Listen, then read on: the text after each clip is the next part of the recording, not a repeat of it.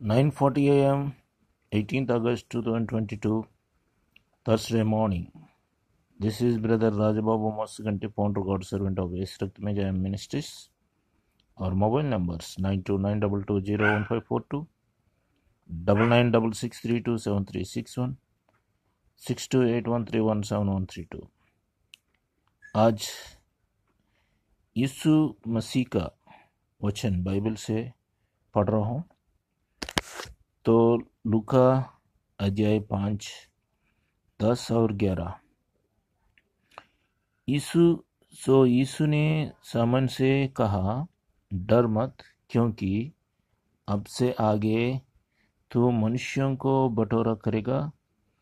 फिर वे अपनी नावों को किनारे पर लाए और सब कुछ त्याग कर यीशु के पीछे चल पड़े। ये वचन 10 और 11 हमको पूरी तरह समझने के लिए क्या करेंगे?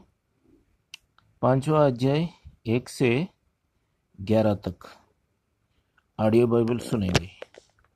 1 मिनट आपको ऑडियो बाइबल सुनवाता हूँ।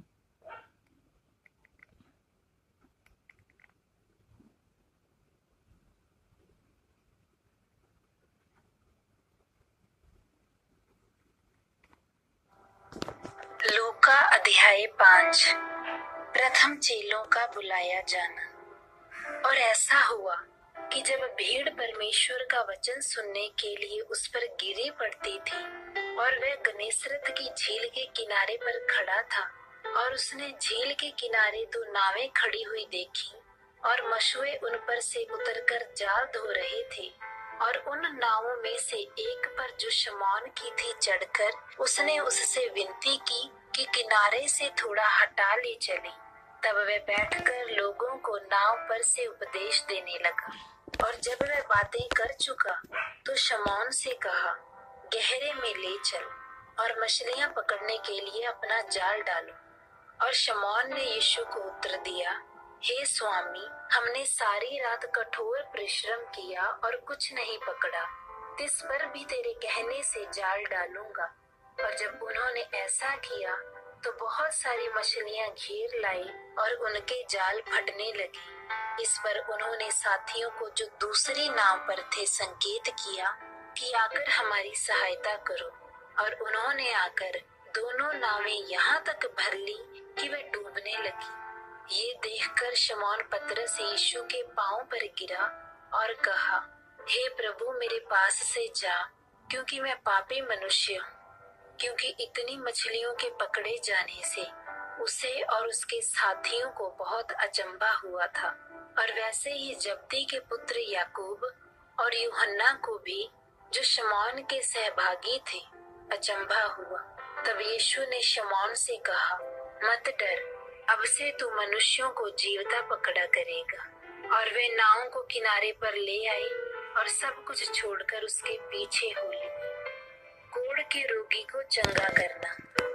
और ऐसा हुआ जब वे अभी ये 5वां अध्याय, लूका 5वां अध्याय 1 से 11 तक एक्सप्लेनेशन वीडियो हम सुनेंगे।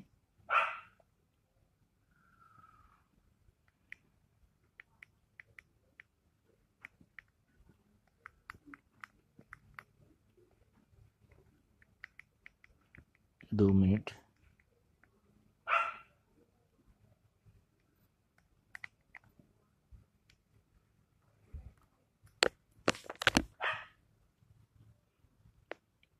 Praise the Lord. सभी विश्वासी भाई बहनों को प्रभु यीशु मसीह में जय मसीह की। बाइबल शिक्षा चैनल पर आप सभी का स्वागत है। हमारे इस चैनल को देखने के लिए आप चैनल को सब्सक्राइब करें और बेल आइकन के ऑल बटन को जरूर दबाएं। तभी आपको हमारी आने वाली हर वीडियो का नोटिफिकेशन मिलता रहेगा।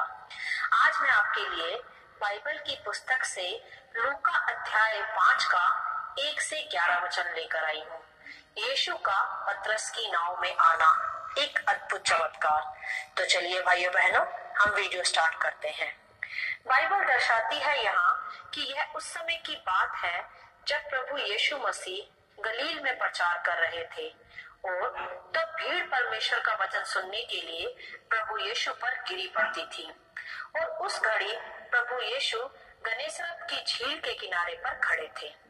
जब प्रभु यीशु परमेश्वर के सत्य को प्रकट किया करते थे, तब ऐसी ही एक भीड़ परमेश्वर का वचन सुनने आती थी। क्योंकि मेरे प्रियो, तब स्वयं प्रभु यीशु परमेश्वर के ज्ञान को बांटा करते थे, जिसे सुनकर सबके हृदय आर पार छिप जाते थे। क्योंकि ऐसी बातें और ज्ञान न पहले कभी किसी ने सुना था न देखा था, जैसा प्रभु यीशु करते थे। इसीलिए प्रभु को सुनने एक बड़ी भीड़ उमड़ पड़ती थी। तब जब प्रभु यीशु भीड़ से बच के झील के किनारे पर खड़े थे, तब प्रभु यीशु ने उसी झील के किनारे 2 नाव खड़ी देखी और मछुए उन पर से उतरकर जाल धो रहे थे। तब प्रभु यीशु ने उन नाव में से एक नाव पर चढ़कर खड़े हुए और कहा कि नाव को किनारे से थोड़ा हटा ले। यह नाव शमौन पतरस की थी, जो आगे चलकर परमेश्वर का चेला पतरस कहलाया। तो यहाँ हम थोड़ा ध्यान देंगे पहले कि जब प्रभु यीशु ने नाव खड़ी देखी तो वह किनारे पर लगी थी। और आप सभी जानते ही होंगे कि नाव जब झील के किनारे खड़ी की जाती है, तब वह थोड़ी रेत पर होती है और थोड़ी पानी में, मतलब आधी आधी रेत और पानी नाव खड़ी की जाती है। जैसे हम अपनी गाड़ी पार्क करते हैं, वैसे ही नाव पार्क करने का यही तरीका होता है। तब वह नाव भी आधी रेत में तथा आधी झील में खड़ी थी। तब वहां प्रभु ने एक बात कही जो ध्यान देने की यह है कि प्रभु ने कहा कि नाव को थोड़ा किनारे से हटा ले, जिससे कि भीड़ नाव में ना चढ़ पाए और प्रभु के पीछे ना हो। तब जब नाव किनारे से हटी, तब प्रभु यीशु ने उसी नाव में चढ़कर लोगों को नाव पर से ही उपदेश दिया। यहाँ हम पहले कुछ गहरी बातों को समझ लें, फिर आगे बढ़ते हैं। मेरे प्रियो, जब नाव आधी पानी में व आधी रेत में पार्क थी, मतलब खड़ी थी, प्रभु तो तब भी उसमें बैठकर प्रचार कर सकते थे। फिर प्रभु ने क्यों कहा कि नाव किनारे से अलग की जाए? क्योंकि भाइयों बहनों, अगर वह किनारे पर ही खड़ी रहती तो भीड़ उसमें भी आ जाती, जो प्रभु पर गिरती पड़ती। तब प्रभु कैसे जीवन का सच्चा संदेश फिर उन्हें सुना पाते? इसी प्रकार जब मनुष्य थोड़ा संसार में व थोड़ा मसीह में होता है, तो ज्यादातर संसार उस पर भारी पड़ता है तथा फिर वह कार्य ठीक प्रकार से नहीं कर पाता जिसे करने के लिए वह बुलाया गया है। उसके लिए उसे पूरी तरह मसीह विश्वास में आना आवश्यक है। जैसे जब नाव किनारे से हटा ली गई, तब प्रभु ने नाव में बैठकर संदेश दिया जिसके लिए वह पृथ्वी पर आए थे। तो हमें यह सीखना होगा सर्वप्रथम कि हमें भी थोड़ा संसार व थोड़ा मसीह में ऐसा नहीं करना, पर पूरी तरह हमें संसार से हटकर मसीह में बढ़ना होगा। तभी हमारा वह उद्देश्य पूरा होगा जिसके लिए हमें मसीह में चुना गया है। तब आगे हम देखते हैं कि एक और बात कि जिस नाव में प्रभु बैठे थे वह नाव शमौन पतरस की थी। यह भी उत्तम है यहाँ समझने के लिए कि प्रभु जिस नाव में आए, अर्थात जिस घर या मनुष्य के जीवन में आ जाए, फिर उसकी स्थिति पहले सी नहीं रहती, बदल जाती है, जैसे उस घड़ी भी हुआ। तब प्रभु ने उस नाव में बैठकर शमौन से कहा कि नाव को गहरे में ले चल और मछलियां पकड़ने के लिए गहरे में जाल डालो। तब शमौन ने प्रभु यीशु को उत्तर दिया कि हे स्वामी, हमने सारी रात मेहनत की और कुछ ना पकड़ा, तो भी तेरे कहने से जाल डालूंगा। हालेलुया। यहाँ भी हम जरा रुक के कुछ बातों को सीखेंगे। जब प्रभु शमौन की नाव में आए तब वह खाली थी, अर्थात शमौन एक मछुआरा था तथा तब तक उस नाव में मछलियां कुछ भी ना थी। परंतु जब प्रभु यीशु ने उसे कहा कि गहरे में जाल डाल, तब शमौन ने कहा कि हमने सारी रात मेहनत की परंतु कुछ ना पाया, तो भी तेरे कहने से जाल डालूंगा।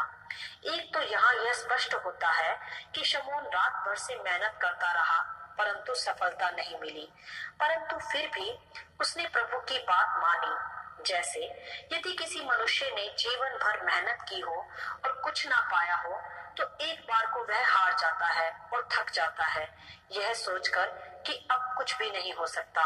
परंतु उसी स्थान पर जब प्रभु यीशु आ जाए तो जीवन बदल जाता है। परंतु उसके लिए प्रभु की बात के अनुसार करना भी आवश्यक है। ये नहीं कि पूरे जीवन भर कुछ नहीं हुआ तो अब क्या होगा। नहीं, यह एक गलत विचारधारा है। यहाँ शमौन ने यह जान लिया था कि जो उसकी नाव में सवार है वह कोई साधारण मनुष्य नहीं, क्योंकि उसने देखा होगा कि कैसे भीड़ की भीड़ प्रभु यीशु के पीछे थी। तो उसने यह सब देखकर प्रभु की कही बात मानी और फिर उसने गहरे में जाल डाला। तब उन्होंने देखा कि बहुत मछलियां जाल में भर गई और जाल फटने लगा। और ऐसा होने पर उन्होंने अपने साथियों को जो दूसरी नाव पर सवार थे उनसे जाल खींचने को सहायता मांगी और जाल इस कदर भर गए मछलियों से कि दोनों नाव इतनी भर गई कि वह डूबने लगी। हालेलुया! कैसा अद्भुत कार्य वहां प्रभु ने शमौन पतरस के सामने किया। मेरे प्रियो, यह दर्शाता है कि प्रभु यीशु मांगने से व सोचने से बढ़कर करने वाले परमेश्वर हैं, और यह भी कि जो मनुष्य से नहीं वह परमेश्वर से संभव है। हालेलुया!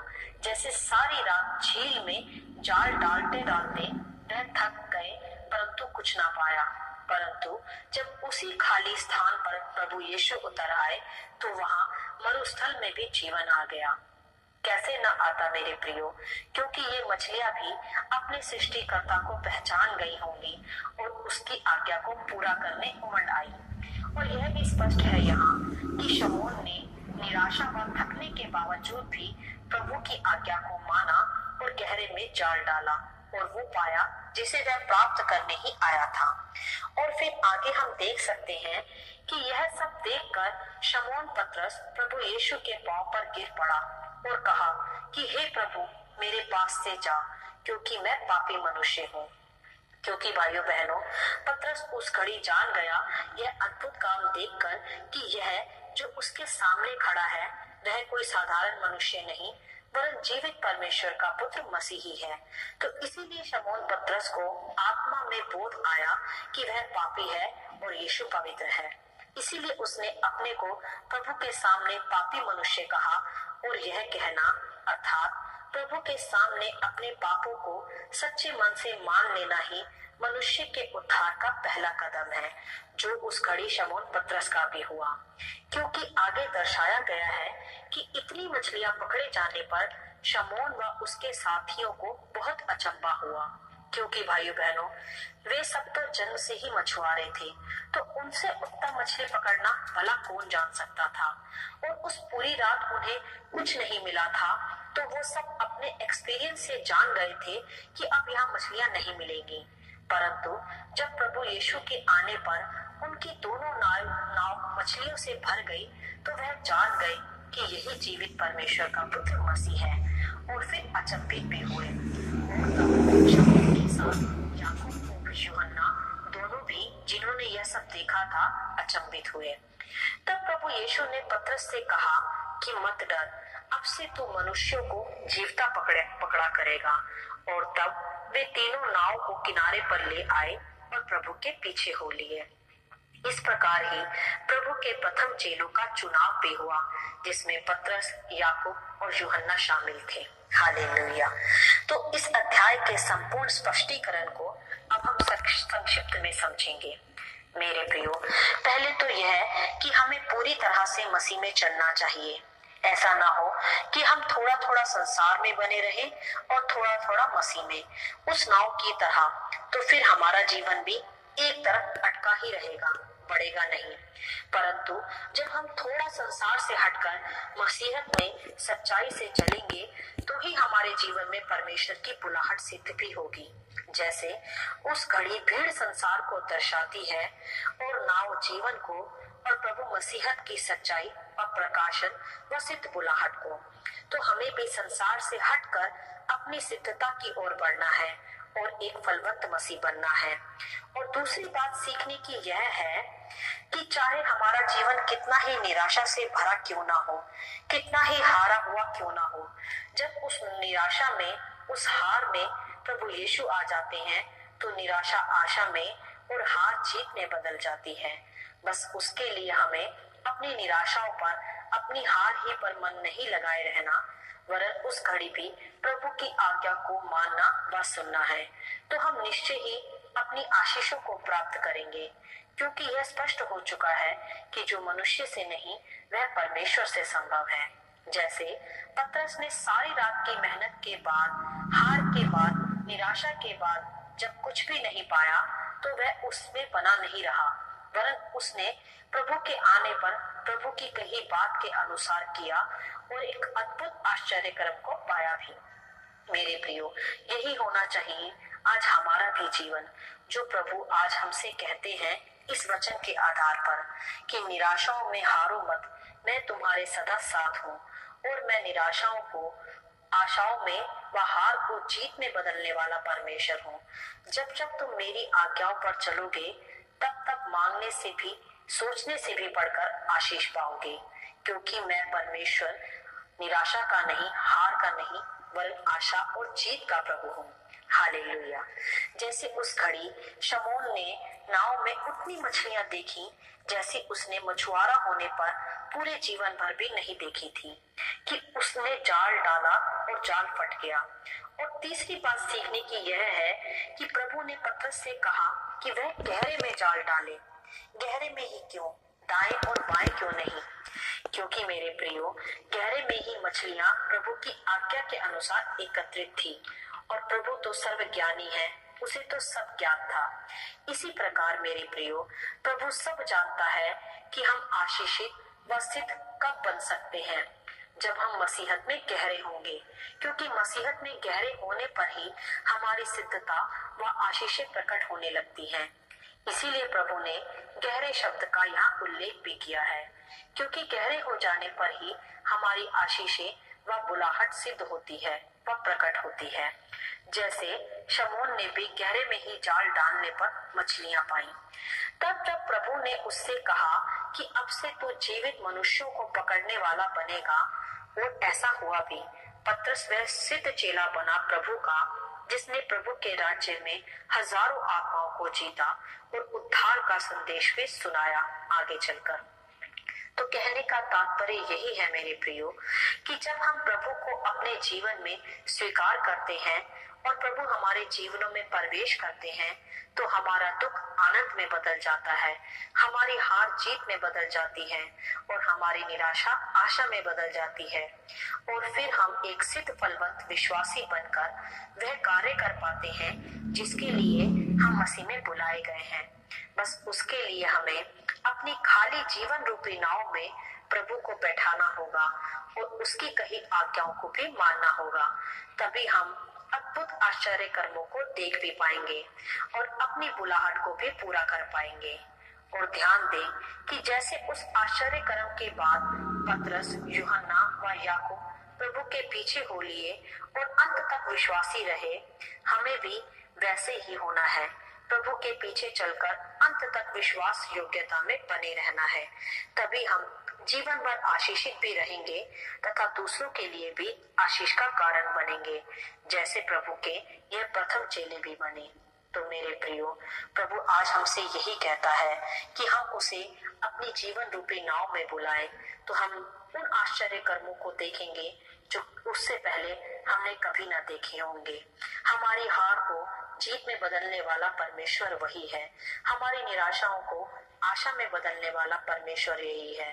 बस वह हमसे चाहता है कि हम पूरी तरह मसीह की गहराई में जाएं, ये नहीं कि हम संसार और मसीहत दोनों में चले। नहीं भाइयों बहनों, हमें संसार से हटकर मसीहत में गहराई में बढ़ना होगा, तभी हम अपनी उत्तम आशीषों को पा पाएंगे और अपनी बुलाहट में भी हम आशीषित बने रहेंगे। हालेलुया। आशा करती हूँ इन वचनों का संक्षिप्त विवरण आप सभी को समझ में आया होगा। परमेश्वर आपको अपनी पवित्र आत्मा की भरपूरी से सदा भरता रहे। यदि आप चाहते हैं कि दूसरे भी इसे सुनकर आशीष पाएं, तो आप दूसरों के साथ भी इसे शेयर कर सकते हैं, क्योंकि हमारे प्रभु यीशु मसीह की यही इच्छा है। आमीन and God bless you all.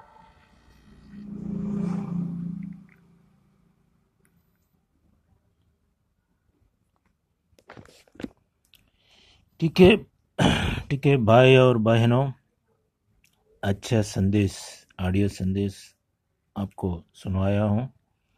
फिर से मैं एक बार पढ़ रहा हूँ, लूका 5वां अध्याय 10 और 11 वचन। सो यीशु ने सामन से कहा, डर मत, क्योंकि अब से आगे तो मनुष्यों को बटोरा करेगा। फिर वे अपनी नावों को किनारे पर लाया और सब कुछ त्याग कर यीशु के पीछे चल पड़े। तो हम ऑडियो मैसेज सुनाया है, उसमें पूरा संदेश एकदम क्लियर है। वो इस सब से हम हमारा ज़िंदगी में यीशु मसीह को स्वीकार करें, उनका आशीष पाएंगे। तो ये देखिए, मेरा कार्ड है राजा बाबू मोसगंटी, मेरा UPI ID है 9292201542@geo और मेरा बैंक अकाउंट नंबर है 73133035990। IFSC कोड है KKBK 0007863। Kotak Mahindra bank, branch Palakollu. अगर आप बाहर गांव से यानी इंडिया से दूसरा कंट्री से पैसे भेज रहा है, स्विफ्ट कोड इस्तेमाल कीजिए KKBK INBB। Please donate generously brother Raja Babu Mosaganti myself. तो मेरा चेहरा अभी नहीं दिखा सकता है क्योंकि मैं प्रिपेयर्ड नहीं हूँ। फिर भी ये वीडियो बनाने के लिए प्रभु यीशु ने इच्छा किया है, इसलिए मैं बना रहा हूँ। तो ये वीडियो के साथ आपको आत्मीय आशीर्वाद मिले, ताकि आप ये दुनिया में अच्छे ज़िंदगी सुकून से जी सके और आने वाला दिन में उनका राज्य में आप शामिल हो। Thank you, praise the Lord, God bless you. ये देखिए Raja Babu Mosganti. Please subscribe my YouTube channels, Raja Babu Mosganti, Yeshu रक्त में जय ministries, road side Bible distributor for India vlog. ये 3 चैनल मेरा है, थोड़ा सब्सक्राइब कीजिए। Please like, share, write your best comments. मेरे चैनल्स का वीडियोस को लाइक कीजिए, शेयर कीजिए, अच्छे कमेंट्स लिखिए। और स्पेशल गिफ्ट है, special gift, subscribe and ask your friends, 10 people subscribe our channels, you will get 1 holy bible free। आप ऐसे कीजिए, आप सब्सक्राइब कीजिए पहले, उसके बाद आपका दोस्तों को या जान पहचान वालों को 10 लोगों को सब्सक्राइब करने के लिए बोलिए। मेरा 3 चैनल सब्सक्राइब करना है, एक एक करके 10 लोग। तो फिर मेरा वीडियोस को लाइक, शेयर, कमेंट्स कर लिखने के लिए बोलिए। उनका ईमेल आईडी आप मेरा ईमेल में भेजिए। मेरा ईमेल है rbmosuganti@gmail.com, RBMOSUGANTI@gmail.com।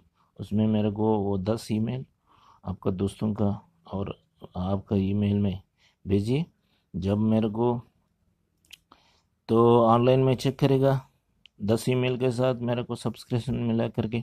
जब आपको कौन सा भाषा में आपको बाइबल चाहिए, वो भाषा में आपको बाइबल मैं कुरियर में भेजूँगा। कुरियर चार्जेस भी फ्री है, मैंने भरूँगा सब कुछ, क्योंकि आपको भगवान से आशीर्वाद पाना है, आशीर्वाद मिलना है। आप और 10 लोगों को